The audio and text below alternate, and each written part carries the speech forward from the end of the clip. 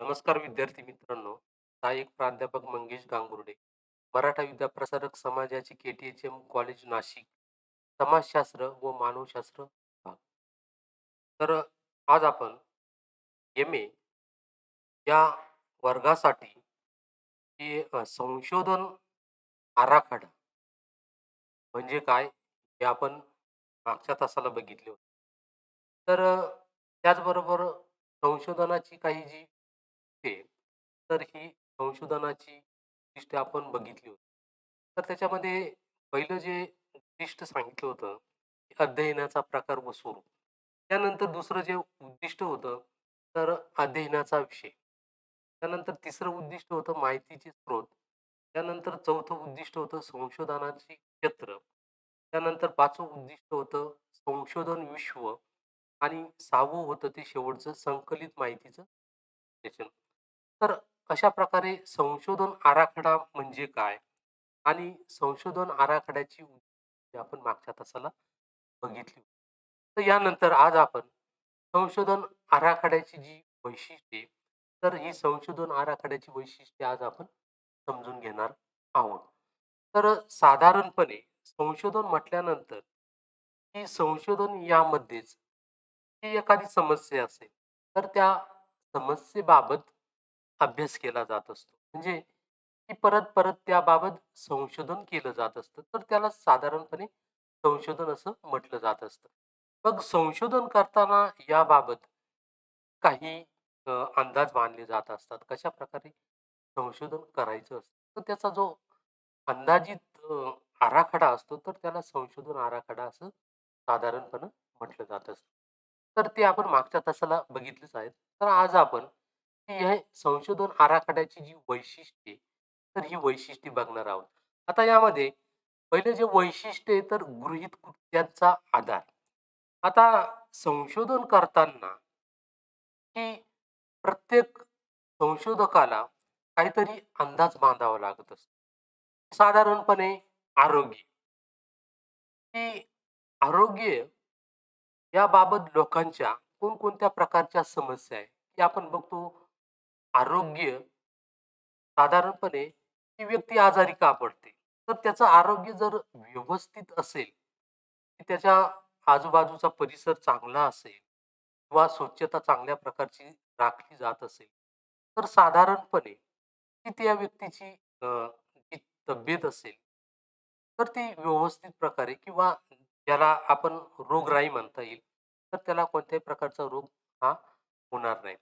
मग साधारणपणे गृहीत कृत्यांचा आधार अशा प्रकारे घेतला जात असतो. वेगवेगळ्या प्रकारचे समस्या आपण आजाराची घेतली किंवा शिक्षणाची असेल, अजून बेरोजगारीची असेल. तर भारतामध्ये बेरोजगारीचं प्रमाण हे मोठ्या प्रमाणावर आहे. की मग भारतामध्ये बेरोजगारीचं प्रमाण मोठ्या प्रमाणावर का आहे? मग हे एक गृहीत मानलं जात असतं. मग त्यामधून काही अंदाज असे ठेवले जात असतात, की भारतामध्ये लोकसंख्येचं प्रमाण जास्त आहे किंवा भारतामध्ये कौशल्य विकास आधारित शिक्षण याचं प्रमाण कमी आहे.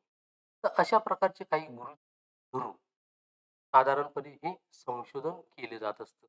तर संशोधनाला गृहीत कृत्याचा आधार हा आपल्याला आलेला दिसतो. त्यानंतर पुढचं जे वैशिष्ट्य आहे, तर हे वैशिष्ट्य सामाजिक समस्यांचे अध्ययन.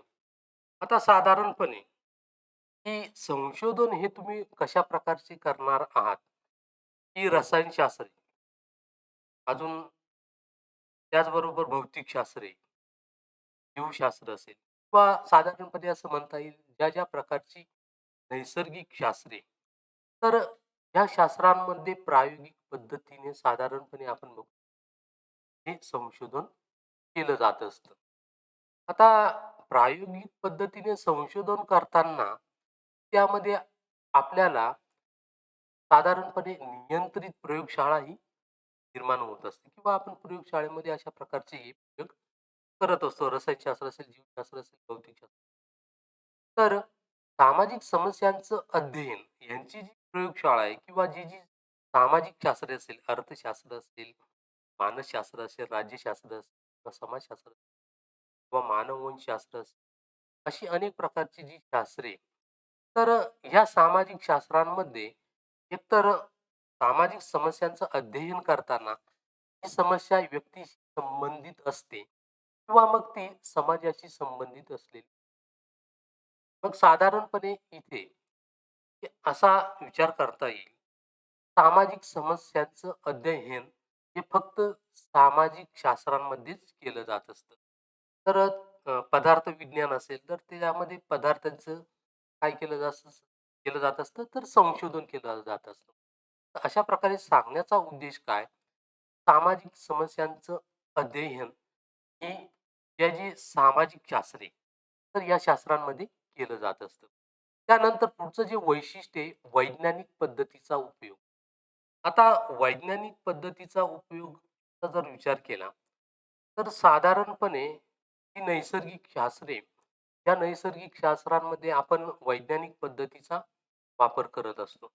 त्याचप्रमाणे सामाजिक शास्त्रांमध्ये सुद्धा वैज्ञानिक पद्धत लागू केली आहे आणि त्यामुळे सुद्धा सामाजिक शास्त्रांना शास्त्राचा दर्जा हा निर्माण झालेला आहे. साधारण असं म्हणता येईल, की वैज्ञानिक पद्धतीचा उपयोग करून साधारणपणे की डॉक्टरकडे ज्यावेळेस रोगी जात असतो, तर त्यावेळेस रोग्याला डॉक्टर साधारणपणे विचारत असतो, की "तुला काय होतंय?" आणि त्यावरून निदान काढून, की तो साधारणपणे उपचार करत असतो. म्हणजेच काय, की त्याला जे गृहीतक मिळत असतात, त्यानुसार त्याच्यावर तो उपचार करत असतो. म्हणजे इथे अशा प्रकारे जी एक वैज्ञानिक पद्धत आहे, तर या वैज्ञानिक पद्धतीचा उपयोग जे सामाजिक शास्त्र आहे, तर या सामाजिक शास्त्रांमध्ये केला जात असतो आणि साधारणपणे असं म्हणता येईल, की ज्या प्रकारची शास्त्रे निर्माण झालेली आणि या शास्त्रांना वैज्ञानिक पद्धतीतून जावे लागत असतं, तेव्हाच त्यांना शास्त्राचा दर्जा हा मिळालेला दिसतो. अशा प्रकारे हे वैज्ञानिक पद्धतीचा उपयोग हे आपल्याला वैशिष्ट्य सांगता येईल. त्यानंतर चौथं जे वैशिष्ट्य आहे, की प्रायोगिक व नियंत्रित गट निवडण्याची. आता प्रायोगिक आणि नियंत्रित गट निवडण्याची पद्धत सामाजिक शास्त्राचा जर विचार केला, तर आपण नैसर्गिक शास्त्रांचाही विचार केला तर साधारणपणे प्रयोगशाळा ही नियंत्रित असते. पण सामाजिक शास्त्रांमध्ये अशा प्रकारची प्रयोगशाळा आपल्याला खूप कमी प्रमाणामध्ये आढळून येतात. कारण की संशोधकाचा जो अभ्यास विषय असतो तो समाज असतो आणि समाजामध्ये कोणती घटना कधी घडेल हे सांगता येत नाही. म्हणजे आपल्याला जर एखाद्या समस्याबाबत अभ्यास करायचा असेल, तर ती समस्या कधी घडून येईल त्याची वाट बघावी लागत असते. तर सांगण्याचा मुद्दा काय, की प्रायोगिक व नियंत्रित गट निवडण्याची पद्धत ही सामाजिक शास्त्रांमध्ये मोठ्या प्रमाणावर येते. आता उदाहरणार्थ द्यायचं, की 2 व्यक्ती, तर ह्या 2 व्यक्तींचा अभ्यास करायचा असेल, तर 2 व्यक्तींची लक्षणे, तर ही लक्षणे सारखीच असतील याची शाश्वती देता येत नाही. आणि की त्यांच्या बाबत जो अभ्यास केलेला आहे, तर त्याला येणारे जे निष्कर्ष असतील, तर या निष्कर्षांना शास्त्रीय स्वरूप मिळेलच असं नाही. कारण का? की अशा प्रकारे संशोधन करताना, की हे 2 गट निवडले जात असतात. तर ह्या दोन्ही गटांवर कोणाचं नियंत्रण नसतं, तर साधारणपणे संशोधकाचं. त्याच्यामध्ये साधारण असं म्हणता येईल, त्यांची जी पार्श्वभूमी आहे, तर 2 व्यक्तींची पार्श्वभूमी असेल, एखादा गरीब असेल, एखादा श्रीमंत असेल आणि मग त्यातून ते साधारणपणे शिक्षणाचा अभ्यास घेतला, तर त्यांची आर्थिक परिस्थिती कशा प्रकारची, मग त्यावर ते पुढे शिक्षण घेताय किंवा नाही घेताय, हे अवलंबून असतं. म्हणजे ते प्रायोगिक व नियंत्रित गट निवडण्याची जी पद्धत आहे, तर ती संशोधकावर अवलंबून असते आणि ते आपण व्यक्तिनिष्ठता, वस्तुनिष्ठता म्हणता येईल. तर साधारणपणे संशोधक त्या समाजाचा एक सदस्य असतो आणि मग त्याच्यामध्ये जी व्यक्तिनिष्ठता आहे, व्यक्तिनिष्ठता निर्माण होऊन त्याला शास्त्रीय स्वरूप आलं पाहिजे. तर ते शास्त्रीय स्वरूप येत नाही. मग त्यासाठी की जे प्रायोगिक असेल किंवा नियंत्रित गट असेल, तर हे गट निवडताना शास्त्रीय पद्धतीचा वापर संशोधकाने करणं गरजेचं असतं. तर अशा प्रकारे प्रायोगिक व नियंत्रित गट निवडण्याची पद्धत आहे, तर हे संशोधन आराखड्याचं चौथं वैशिष्ट्य सांगता येईल. त्यानंतर पुढचं जे वैशिष्ट्य आहे सामाजिक समस्येचे निदान किंवा सामाजिक समस्येचे निदान. आता सामाजिक समस्येचे निदान म्हणजे जसं तुम्हाला मी गृहीतकृत्याचा आधार घेताना एक उदाहरण दिलं, की आपण समाजामध्ये वावरत असताना एखादी सामाजिक समस्या निवडत असतो. मग अशा प्रकारची जी सामाजिक समस्या आहे, तर अशा प्रकारची सामाजिक समस्या का निर्माण झाली? आणि त्या सामाजिक समस्येवर कोणत्या प्रकारची उपाय करता येतील? उदाहरणार्थ सांगता येईल, की भारतामध्ये बेरोजगारीचं प्रमाण जास्त आहे. आता भारतामध्ये बेरोजगारीचं प्रमाण जास्त आहे. मग त्याचं निदान करता येईल. कोणकोणत्या प्रकारची कारणे बेरोजगारीला कारणीभूत?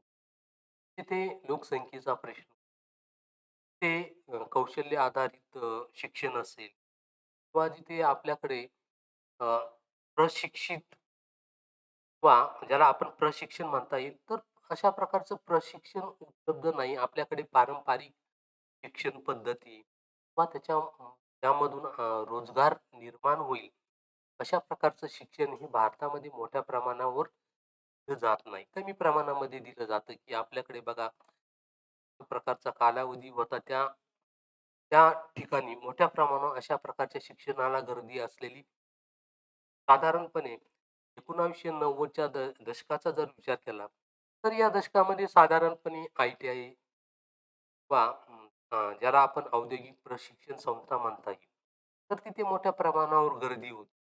त्यानंतर विशिष्ट कालावधीमध्ये पुन्हा डी-एड, बी-एड यांना मोठ्या प्रमाणावर गर्दी वाढली. त्यानंतर पुन्हा इंजिनिअरिंग असेल अशा प्रकारच्या शिक्षणासाठी मोठ्या प्रमाणावर गर्दी वाढली आणि सध्याच्या परिस्थितीचा विचार केला, तर इंजिनिअरिंग यांचं सुद्धा जे शिक्षणाचं प्रमाण आहे, तिथे बेरोजगारीची संख्या मोठ्या प्रमाणावर वाढलेली दिसते. म्हणजे अशी अनेक प्रकारची जी कारणे, तर ही कारणे सांगता येतील आणि समस्येचे जे निदान आहे, उदाहरणार्थ, की डॉक्टरकडे रोगी गेल्यानंतर रोग्यावर उपचार कोणत्या प्रकारचे करायचे हे तो रोग्याला विचारून त्याचे निदान करत असतो आणि त्याची औषध उपचार करत असतो. तर अशा प्रकारे समस्येचे निदान हे संशोधन आराखड्याचं एक 5वं वैशिष्ट्य सांगता येईल. त्यानंतर पुढचं जे वैशिष्ट्य आहे, की परायत चलाचे मापन करण्याची वेळ. आता इथे ही परायत चल म्हणजे काय? की आपण बघतो प्रायोगिक असेल किंवा अ, नियंत्रित संशोधन असेल, तर प्रायोगिक किंवा नियंत्रित संशोधनामध्ये चल हा शब्द वापरला जात असतो. आता साधारणपणे चलाचं उदाहरण द्यायचं म्हटलं तर गरीब, श्रीमंत, पुन्हा कनिष्ठ, वरिष्ठ, स्त्री, पुरुष. तर अशा प्रकारची जी शब्दरचना असते, तर किंवा आपण ज्याला साधारणपणे संशोधनामध्ये ज्या प्रकारच्या संकल्पना वापरल्या जात असतात, तर त्यांना साधारणपणे आपण चल म्हणत असतो. तर अशा प्रकारचे परायत चल किंवा ह्या परायत चलाचा जर विचार केला, तर ह्या परायत चलामध्ये साधारणपणे एक दुसऱ्याचा प्रभाव एकमेकांवर पडत असतो, की नियंत्रित गटाचा विचार केला, की यापूर्वी पण साधारणपणे नियंत्रित गटामध्ये हे संशोधकाचं अशा प्रकारे या नियंत्रित गटावर अ, नियंत्रण असेल, असं दिसून येत नाही. की उदाहरणार्थ बघा, साधारणपणे कामगार वर्ग कामगार वर्गाला चांगल्या प्रमाणामध्ये फॅसिलिटी द्या किंवा चांगल्या प्रकारच्या सेवा उपलब्ध करून दिल्या, तर त्यांच्या कार्यक्षमतेमध्ये वाढ होते, हे दिसून येतं. पण ती शासनाची काही अशा प्रकारची जी धोरणं असतात, तर अशा प्रकारच्या धोरणांवर कोणत्याही प्रकारचं नियंत्रण हे संशोधकाचं राहत नाही. म्हणजे की अशा प्रकारे एका चलाचं त्या चलावर परिणाम होत असतो. मग या चलांची साधारणपणे संशोधनापूर्वी एक काही निश्चित अशा प्रकारची मापन करण्याची वेळ असते. कधी-कधी संशोधनाच्या अगोदर, संशोधनापूर्वी परायत चलाचं आपण मापन करत असतो आणि त्याचे प्रकार 2 आहे. प्रयोगोत्तर आणि प्रयोगानंतर. तर मग संशोधन झाल्यानंतर सुद्धा या परायत चलाचं मापन करण्याची वेळ येत असते. तर अशा प्रकारे प्रायोगिक संशोधनामध्ये असेल वा नियंत्रित संशोधनामध्ये असेल, तर परायत चलाचे मापन करण्याची वेळ आहे, तर ती संशोधकावर अवलंबून असलेली. तर अशा प्रकारे हे 6वं जे वैशिष्ट्य आहे, तर ते परायत चलाचं मापन करण्याची वेळ हे सांगता येईल. त्यानंतर पुढचं जे वैशिष्ट्य आहे, की सुनिश्चित काळ.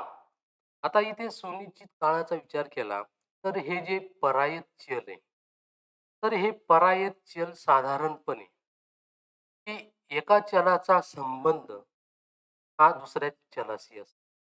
आणि मग त्याच्यामध्ये जो संबंध असतो तर सहानुभूती किंवा अजून परावर्ती सहसंबंध अशा प्रकारचे हे संबंध असतात.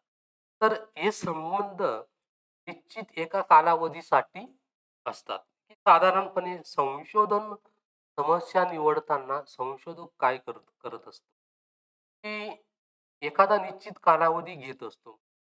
साधारणपणे 1990 मध्ये, की भारतामध्ये जे बेकारीचं प्रमाण आहे, तर हे बेकारीच्या प्रमाणाचा विचार करता हे प्रमाण आजच्या परिस्थितीमध्ये कशा प्रकारचं आहे? म्हणजे एक अशा प्रकारचा निश्चित कालावधी ठरवला जात असतो आणि हा निश्चित कालावधी अधोरेखित करून अशा प्रकारचं संशोधन हे केलं जात असतं. 1990च्या दशकाचा विचार केला तर भारतामध्ये जे अ, बेकारीचं प्रमाण आहे, तर सध्याच्या परिस्थितीत बेकारीच्या प्रमाणाशी खूप कमी प्रमाणामध्ये आढळलेलं दिसून येतं. तर त्याला वेगवेगळ्या प्रकारची कारणे, लोकसंख्या वाढ अशा प्रकारची कारणे असतात. म्हणजे संशोधन आराखड्याची जी वैशिष्ट्य करतो, तर त्यामध्ये सुनिश्चित कालावधी किंवा सुनिश्चित काळ हे एक वैशिष्ट्य संशोधन आराखड्याचं सांगता येईल. त्यानंतर अनियंत्रित घटक. आता अनियंत्रित घटकाचा जर विचार केला, तर आपण संशोधन करतो.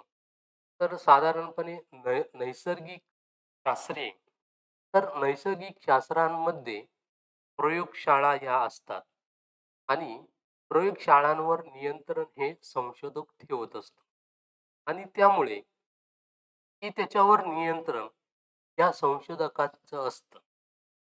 तसं नियंत्रण हे, ही जी सामाजिक शास्त्रे, अर्थशास्त्र असेल, राज्यशास्त्र असेल, अजून मानसशास्त्र असेल, तर अशा प्रकारची जी शास्त्र असेल, मानववंशशास्त्र असेल, तर ह्या शास्त्रांमध्ये संशोधकाचं जे नियंत्रण असेल, तर अशा प्रकारचं नियंत्रण हे संशोधकाचं राहू शकत नाही.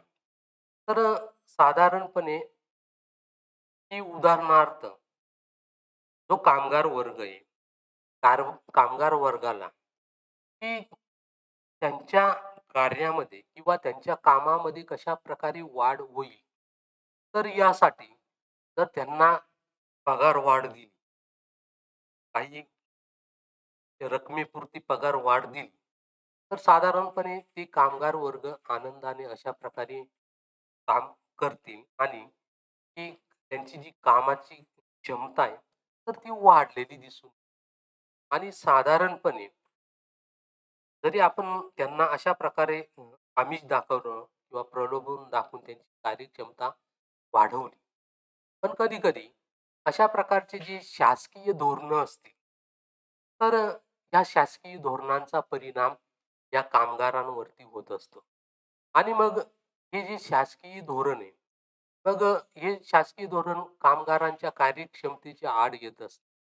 आणि मग साधारणपणे त्याचा आपण असा निष्कर्ष काढू शकत नाही, की साधारणपणे शासकीय धोरणामुळे कार्यक्षमता आहे, कार्यक्षमता कामगारांची कमी झालेली दिसून येते किंवा व्यवस्थापनाने त्यांना पगारवाढ त्यामुळे त्यांची कार्यक्षमता वाढली असा आपण निष्कर्ष काढू शकतो. म्हणजे साधारणपणे असं म्हणता येईल, की संशोधक जरी संशोधन करत असला किंवा नियंत्रित वातावरणामध्ये, तरी सुद्धा असे काही घटक आहे, ते घटक संशोधकाच्या हाताबाहेरचे असतात. म्हणजे इथे जे शासकीय धोरण असेल, तर अशा प्रकारे शासकीय धोरणांचा विचार करता येईल. आणि साधारणपणे असं पण म्हणता येईल, की सामाजिक शास्त्रांची जी प्रयोगशाळा आहे, तर सामाजिक शास्त्रांची प्रयोगशाळा ही काय आहे? समाज आहे वा व्यक्ती.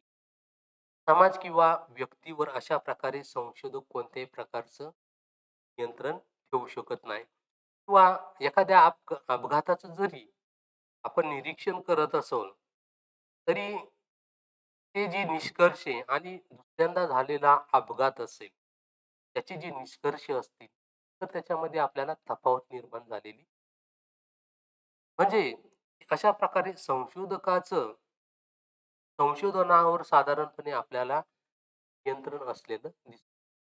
हां, हे एक संशोधन आराखड्याचं वैशिष्ट्य सांगता येईल. त्यानंतर शेवटचं जे वैशिष्ट्य आहे, तर परायत चलाच्या सहानुभूती संबंधांचा पुरावा. आता परायत चलाच्या वरती संबंधाचा पुरावा याचा जर विचार केला, तर साधारणपणे आपण चल म्हणजे काय? ते आपण साधारण संशोधनामध्ये ज्या प्रकारची लक्षणे वापरत असतो, तर त्याला आपण चल असं म्हणत असतो. तर आता अ, पुरुष आणि स्त्री हे 2 प्रकारचे चल झाले. आता ह्या 2 प्रकारच्या चलांमध्ये एक चल एका चलाला नाव दिलं 1 आणि दुसऱ्या चलाला दिलं 2. तर यांचा जो संबंध आहे, तर तो कशा प्रकारचा आहे? आता साधारणपणे अचलाचा किंवा एक चलाचा दुसऱ्या चलावर परिणाम होतो. मग हा जो परिणाम होत असतो, तर या चलांमध्ये जो परिणाम दिसून येतो, तर त्या परिणामांमुळे त्याच्यामध्ये कसल्यातरी प्रकारचा आपल्याला संबंध दिसून येतो. मग तो सहानुभूती असेल किंवा अजून वेगळ्या प्रकारचा संबंध असेल. म्हणजे इथे की अशा प्रकारची जी चल आहे, तर ते एकमेकांशी अशा प्रकारे संबंधित असतात. पण इथे सांगण्याचा मुद्दा काय, की एक चल दुसऱ्या चलावर परिणाम करतं आणि त्यामुळे त्यांच्यामध्ये संबंध दिसून येतात. पण दुसरं चल आहे, तर ह्या दुसऱ्या चलाचा परिणाम पहिल्या चलावरती होणार नाही किंवा साधारणपणे परिणाम होत नाही आणि साधारण असं म्हणता येईल, की त्यांच्यामध्ये जो संबंध आहे, तर तो संबंध आपल्याला तसाच असलेला म्हणजे संशोधन आराखड्यामध्ये पराय चलाची जी भूमिका आहे, तर ही भूमिका सुद्धा महत्त्वाची मानली जात असते.